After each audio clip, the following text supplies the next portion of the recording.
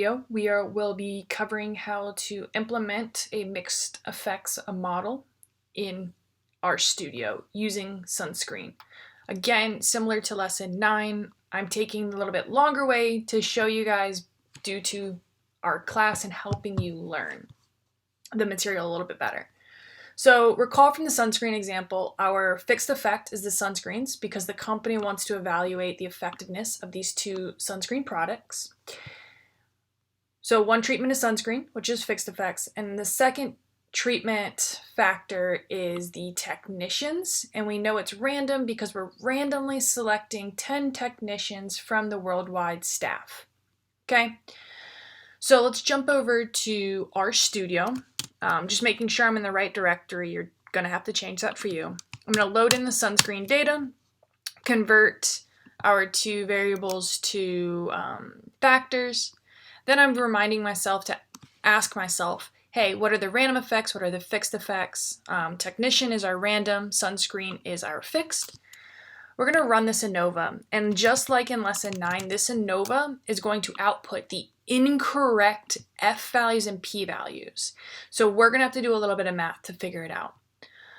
So that you are completely well aware, what's happening is this ANOVA table would be correct if screen and tech and the interaction were fixed effects. So notice that this F value is this number divided by the residuals. And we know in a mixed effects model, that is incorrect. So what we have to do, again, we're just going to focus on these 3 columns and ignore these 2. We're going to make them up right now.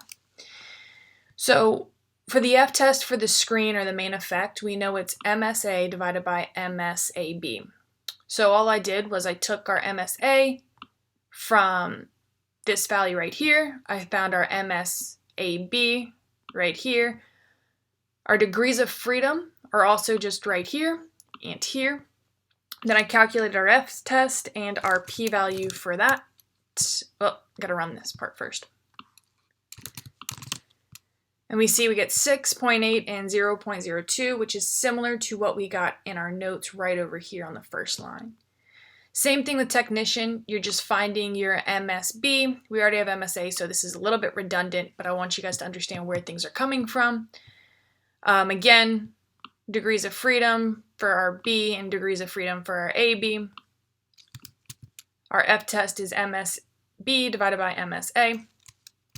We're going to control copy and control paste to find the F and our P value, again, which is seen in our table.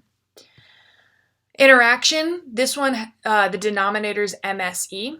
MSE is coming from, if we scroll down here, we're looking right here is our MSE.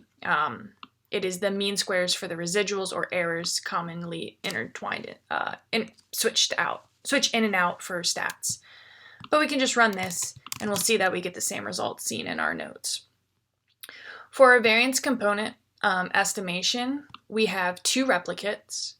For A, which is our treatments of sunscreen, we have 2, and for our random effects, we have, of technicians, we have 10. So again, this is just plugging into the formulas and computing.